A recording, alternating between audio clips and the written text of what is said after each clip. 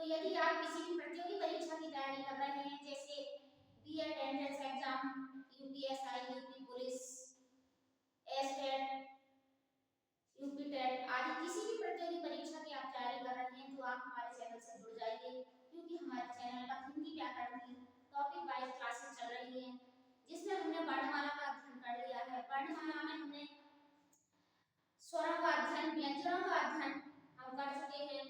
तो आज का जो हमारा टॉपिक रहेगा वो रहेगा अल्पप्राण और महाप्राण, यानी प्राण या शक्ति के आधार पर स्वरों का वर्गीकरण या वर्णों का वर्गीकरण किस प्रकार से किया जा सकता है, या नाद व ध्वनि के आधार पर वर्णों का वर्गीकरण किस प्रकार से किया जाता है। आज के वीडियो में हम इसका अध्ययन करेंगे। वीडियो स्टार्ट करने से पहले आज का सुविचार: शिक्षा जीवन के लिए तैयारी करना नहीं होता, शिक्षा जीवन के लिए तैयारी करना नहीं होता, बल्कि ये तो खुद ही एक जीवन है। शिक्षा जीवन के लिए तैयारी करना नहीं होता, बल्कि ये तो खुद ही एक जीवन है। इसी सुविचार के साथ स्टार्ट करते हैं आज का वीडियो। तो आज हम अध्ययन करेंगे अल्पप्राण, महाप्राण, घोष और अघोष, यानी प्राण व शक्ति के आधार पर व्यंजनों का वर्गीकरण किस प्रकार से करते हैं। प्राण व शक्ति के आधार पर व्यंजनों का वर्गीकरण किस प्रकार से किया जा रहा है, आज हम ये जानेंगे। तो प्राण व शक्ति के आधार पर व्यंजनों को कितने भागों में बांटा जा सकता है? प्राण व शक्ति के आधार पर व्यंजनों का वर्गीकरण दो रूपों में किया जाता है। पहला होता है हमारा अल्पप्राण और दूसरा होता है महाप्राण। कौन कौन से दो रूप होते हैं? अल्पप्राण और महाप्राण।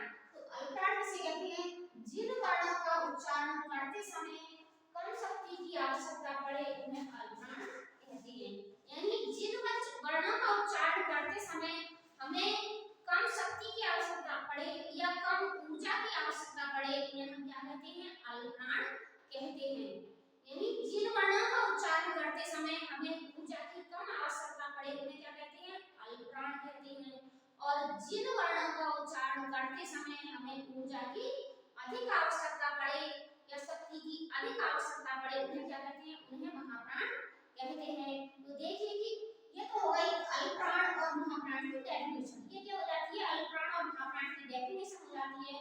और हम जानेंगे कि अल्पप्राण और महाप्राण होते कौन कौन से हैं। अल्पप्राण और महाप्राण कौन कौन से वर्ण होते हैं, क्योंकि एग्जाम में जो क्वेश्चन बनता है वो इस तरह से बनता है, आपको चार अक्षर दे दिए जाएंगे, चार वर्ण दे दिए जाएंगे कि निम्न में से कौन सा महाप्राण है या निम्न में से कौन सा अल्पप्राण है। इसी तरह से परीक्षा में सब क्वेश्चन बनते हैं। तो हम देखेंगे कि हिंदी वर्णमाला में जो स्पर्श व्यंजन होते हैं वो कितने होते हैं? 25 होते हैं। कितने होते हैं? स्पर्श व्यंजन होते हैं 25 होते हैं, जो कि 5 वर्गों में विभक्त होते हैं। कितने वर्गों में विभक्त होते हैं? 5 वर्गों में विभक्त होते हैं। का वर्ग, चा वर्ग, टा वर्ग, ता वर्ग और पा वर्ग, इन 5 वर्गों में 25 स्पर्श व्यंजन वर्गीकृत होते हैं। उसके बाद आते हैं अंतस्थ, उसके बाद क्या आते हैं? उष्ण आते हैं और उसके बाद संयुक्त आते हैं, द्विगुण आते हैं। इसी तरह से तो हमें जो वर्गीकरण देखना है अल्पप्राण और महाप्राण का, वो इनमें किस प्रकार से किया जाता है। तो अल्पप्राण का जो वर्गीकरण होता है उसका नियम होता है कि पहला, किसी भी वर्ग का पहला, तीसरा और पांचवा, यानी किसी भी वर्ग का पहला, तीसरा और पांचवा वर्ण जो होता है वो क्या होता है? अल्पप्राण होता है। प्रत्येक वर्ग का पहला, तीसरा और पांचवा क्या होता है? अल्पप्राण होता है। प्रत्येक वर्ग में कितने वर्ण होते हैं? 5 वर्ण होते हैं। कितने वर्ण होते हैं? 5 होते हैं। 1 2 3 4 5 वर्ण होते हैं। और जिनमें से पहला, तीसरा और पांचवा क्या होते हैं? अल्पप्राण होती है। प्रत्येक वर्ग का पहला, तीसरा और पांचवा वर्ण क्या होते हैं? अल्पप्राण होते हैं। तो हम देखेंगे का वर्ग में कौन कौन से वर्ण हैं जो अल्पप्राण हैं। का वर्ग में, पहले वर्ग में यानी का वर्ग में कौन कौन से वर्ण अल्पप्राण हैं? कौन कौन से हैं उनको हम सर्कल कर देंगे, क, ग, ङ। और चा वर्ग में कौन कौन से होंगे? चा वर्ग में कौन कौन से होंगे? चा, जा, या। और टा वर्ग में कौन से होंगे? टावर में कौन से होंगे? ट, द, अण। टावर में कौन से होंगे? टावर में कौन से होते हैं? ता, द, न। और पावर में कौन से बनेंगे? पावर में कौन से होंगे? प, ब, म। ये तो हमारा हो गया स्पर्श व्यंजनों का वर्गीकरण। इसका हो गया स्पर्श व्यंजनों का वर्गीकरण हो गया। तो स्पर्श व्यंजनों में प्रत्येक वर्ण का पहला, तीसरा और पांचवा वर्ण क्या होता है? अल्पप्राण होते हैं। उसके बाद जो आते हैं हमारे अंतस्थ। तो अंतस्थ जो होते हैं, अंतस्थ सभी क्या होते हैं?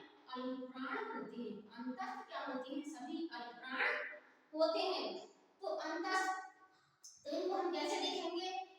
इसके बाद हमारे जो बचे दूसरा और चौथा, कौन कौन से बचे? प्रत्येक वर्ग का दूसरा और चौथा वो क्या होंगे? वो होते हैं हमारे महाप्राण। दूसरा, चौथा और उष्ण।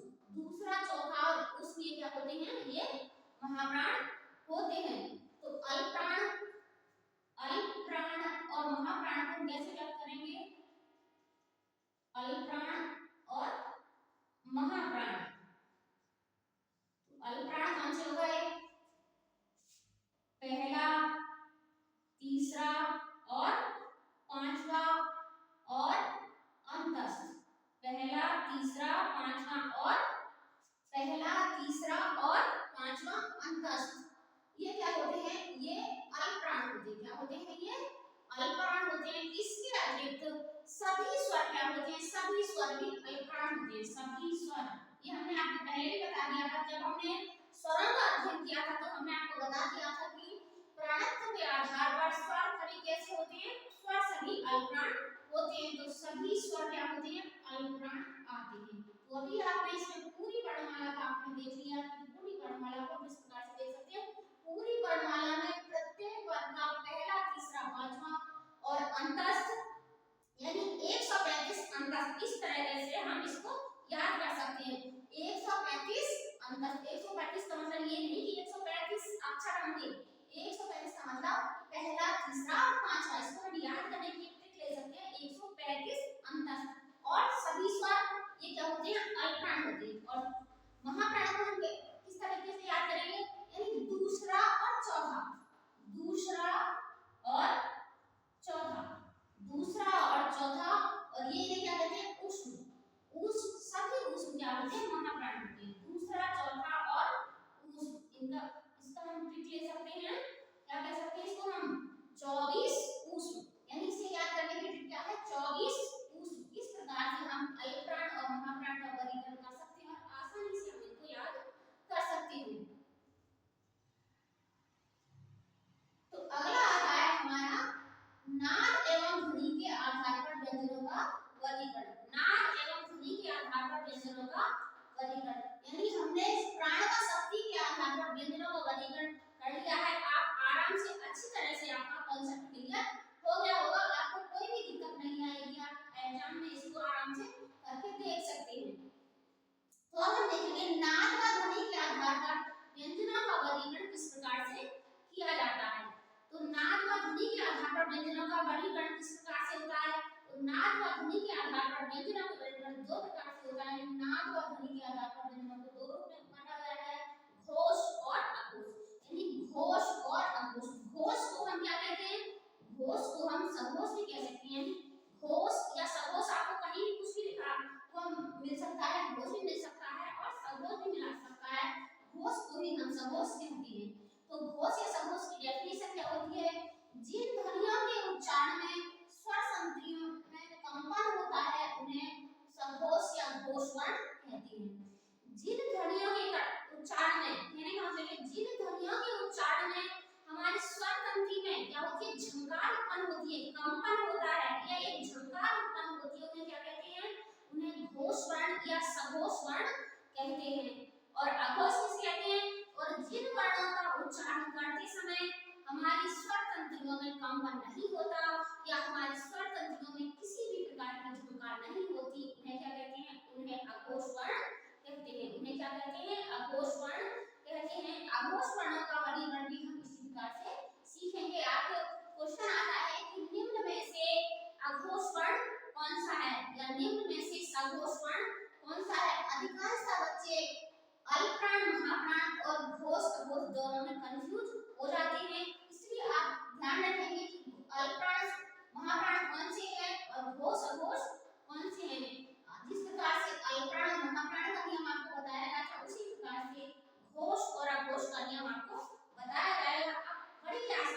आप घोष और अघोष को छांट सकते हैं कि कौन से वर्ण घोष और कौन से वर्ण अघोष है। तो देखते हैं इसी प्रकार से 5 वर्ण होते हैं इस प्रास व्यंजन में। तो हमने 5 को लिख लिया है। पहला का वर्ग में का, खा, गा, भा, मा। तो जो घोष और अघोष का जो नियम होता है, तो घोष का जो नियम होता है कि पहले किसी भी वर्ग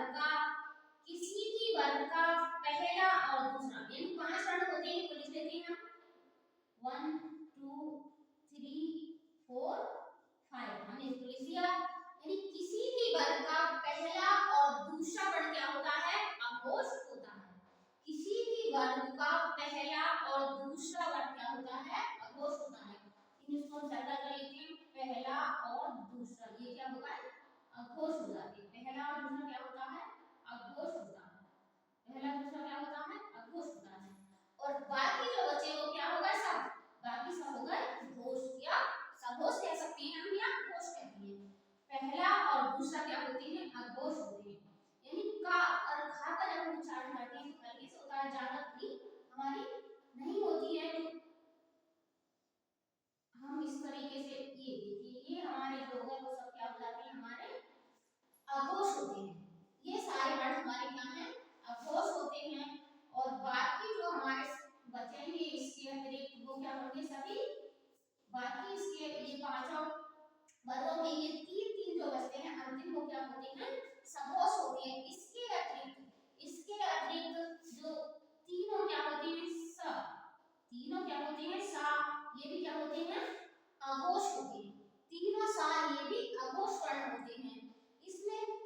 इनमें केवल 44 वर्णों का वर्गीकरण किया जाता है अल्पप्राण महाप्राण में, लेकिन इसमें जो होता है घोष और अघोष में पूरी वर्णमाला है, जो हमारे 52 वर्ण होते हैं उन सभी का इसमें वर्गीकरण किया जाता है। इसमें केवल किसी भी वर्ग का पहला, दूसरा और सकार, तीनों सा के अतिरिक्त जो भी पूरी वर्णमाला में जितने भी वर्ण हैं वो सभी क्या होते हैं, इसके अतिरिक्त ये सभी क्या होते हैं, सभी घोष वर्ण होते हैं। छात्रा, व्यासा और जो हमारे द्वितीय व्यंजन रह जाते हैं अणा और जो अयोगा हमारे रह जाते हैं अंग और आहा, ये सभी क्या हैं, ये सभी घोष वर्ण के अंतर्गत आते हैं।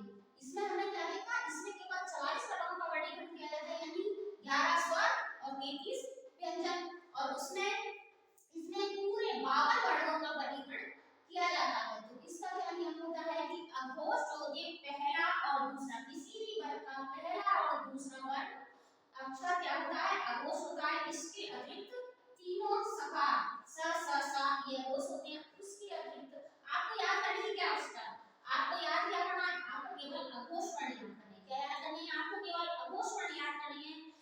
बाकी पूरी वर्णमाला की क्या है, बाकी पूरी वर्णमाला सघोष है, इसलिए आपको इसमें केवल क्या याद करना है, आप केवल अघोष वर्ण याद कर लीजिए। अघोष किस तरह से याद कर सकते हैं, अघोष अघोष और सकार, यानी स और स, यानी 12 सकार, 12 सकार अघोष। इसके अतिरिक्त सभी क्या होते हैं, पूरी वर्णमाला यानी सभी स्वर भी क्या होते हैं, सभी स्वर भी क्या होते हैं, सघोष होते हैं। सभी स्वर भी क्या होते हैं, घोष या सघोष होते हैं। स्वरों के बारे में हमने यहाँ आपको बता दिया, लेकिन हमने जो पहले वीडियो स्वरों का अध्ययन किया था उसमें आपको बताया गया था कि सभी स्वर अल्पप्राण होते हैं और सभी स्वर सघोष होते हैं।